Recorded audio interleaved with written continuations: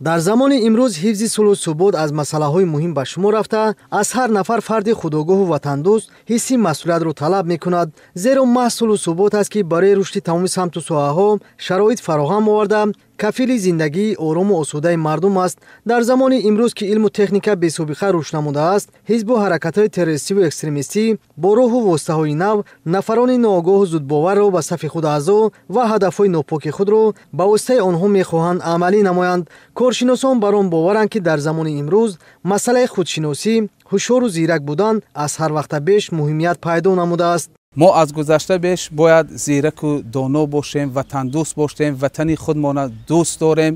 чихеле ки мегӯянд дӯст доштани ватан албатта аз имон аст. ҳар як ҷавони сарбаланди тоҷикистон бояд ки зиракии сиёсиро аз даст надода барои пешрафти ватани азизи худ, барои пешрафти ҷомеаи худ саҳми арзандаи худро дар пешрафтани ватани маҳбубамон гузошта бошанд. авзои ҷаҳон ҳамоно ноорому пешгӯинашаванда боқӣ мемонад. ҳизбу гурӯҳҳои тундрав фаъолияти худро ошкору ниҳон густариш бахшида, амнияту субот дар ҷомеаро халалдор намуда истоданд. ҳадафи чунин ҳизбу ҳаракатҳо пеш аз ҳама мағзшӯӣ намудани ҷавонони содаву гумроҳ ва бо ин васила бо роҳи ҷангу зӯроварӣ, даҳшатфиканӣ сарнагун намудани сохти конститутсионӣ ин ва он кишвар аст. мо мехоҳем ки ҷавонони мо бисёртар ҳушёру зирак бошанд ва ватани худро сидқан дӯст доранд, аз сидқи дил хизмат намоянд. мо бояд кӯшиш намоем ки фарзандони худро, насли наврасро дар рӯҳи ватандӯстӣ, хештаншиносӣ тарбия намоем. дар он кишварҳое ки дар натиҷаи фаъолияти харобкоронаи ҳизбу ҳаракатҳои террористиву экстремистӣ ба бадтарин ҳолат омада расидаанд, сулҳу суботро орзу доранд.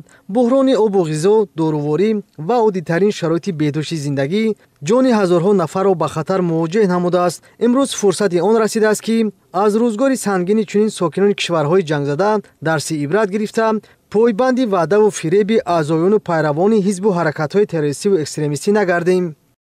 шукрона аз ин ободӣ мекунем, аз ин соҳибистиқлолӣ мекунем, зеро ки дар солҳои 90 мардуми тоҷик ва бахусус зан модари тоҷик он рӯзҳои сангинеро ки аз сараш гузаронидааст ҳеҷ вақт фаромӯш намекунад. дар он рӯзҳои сахту сангин модарон аз фарзандон, аз шавҳар, аз ҳаёти осоиштаи худ маҳрум буданд ва бо шарофати истиқлолият имрӯз мо хеле шод ҳастем ки инқадар шароитҳои зебо, инқадар ҳаёти осоиштаро бахусус зиндагие ки мо имрӯз дорем барои мо фароҳам оварданд ва ман ҳамчун як модар, ҳамчун як зан миннатдории худро ба пешвои муаззими миллат мерасонам ва мо занҳо ҳаракат мекунем дар баробари мардон, дар тарбияи насли наврас, дар тарбияи ҷавонон саҳмгузор бошем. мардуми сарбаланди мо барои расидан ба саодати зиндагии худ аз ин сиёсати хиратмандона ҳама вақт ҷонибдорӣ мекунанд ва ҳамеша барои рушду нумои тоҷикистони азиз софдилона меҳнат мекунанд.